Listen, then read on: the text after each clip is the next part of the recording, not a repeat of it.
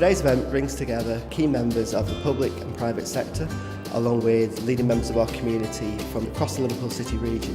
What we're trying to do today is to get a better understanding of what the future energy challenges are that our city region faces and that our national economy faces, and how we can make the most of those challenges. In terms of social and economic issues, energy is up there with education, health and crime. I think all of us require electricity obviously to power our homes and heat to heat our houses. The way we power the country is a confusing issue because we're quite aware of some of the implications of running out of oil, fossil fuels and the impact on climate change, etc. It's vital to the success of our economy, but there's also massive impacts on the social welfare of people in terms of the cost of energy and where they're going to get energy from in the future. This is called the British Energy Challenge, and this is a pretty hefty challenge, I can tell you. Within 1 hour, you, the good folks of Liverpool, are going to decarbonise the entire UK economy, or at least to the extent of reducing our emissions by 80% by 2050. What we've got here is an amazing presentational tool which has been developed by DEC.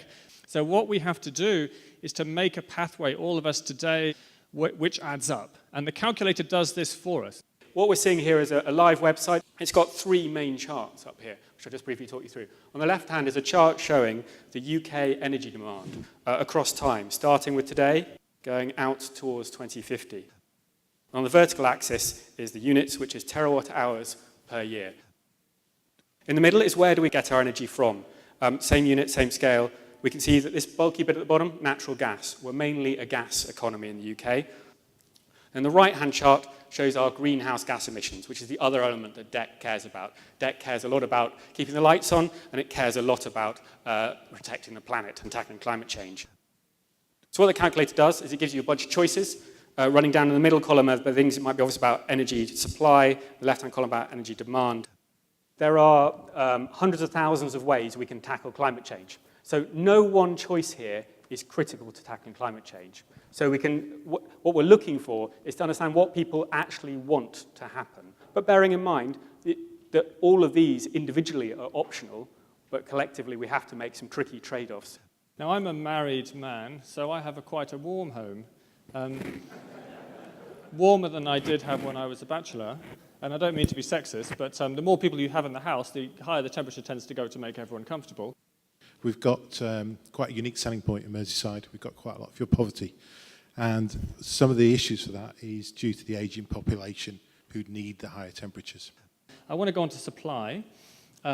Does anybody think that offshore wind is simply, I don't know, either horrible or a waste of money or anything like that? Or are you all pretty pro-wind here? We're living with the construction of them at the moment, and I think everybody enjoys seeing the ships coming in, loading up and getting out there. You solve part of your distribution problem by building them near the largest centres of population. You build them in the Irish Sea.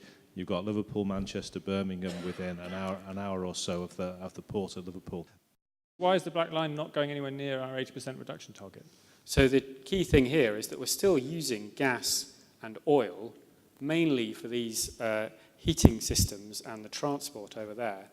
We've got a question which is about how much the UK do we dedicate to growing biocrops. The extreme level is that we basically put 20% of the UK land area is replaced with miscanthus crops taller than you are. All right, we're going to have a vote on this. How much UK land area are we going to devote to bioenergy? Who wants number 1? About the same amount of energy crops as today. There's quite a few. Who wants number 2, which is... All right, number 2 then. Cool.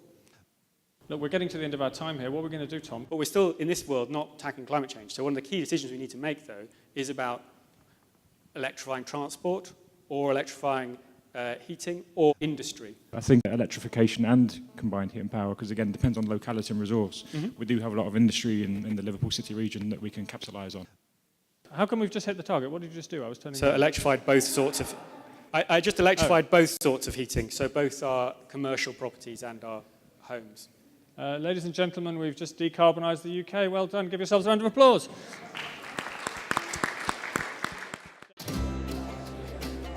My opinion on energy has changed after the discussion. I was really quite excited by the fact that we can generate enough energy for our needs going forwards. I have learnt a lot more, and I've thought a lot more about the impact, particularly when they were looking at the kind of visuals on the map, about actually what that means in practice. What I've come to realise more is that how complex and interrelated everything is, and how there is no one solution, whether it's wind power or nuclear or carbon capture and storage, or on the demand side it's about whether we electrify vehicles or houses or have combined heat and power and district network systems.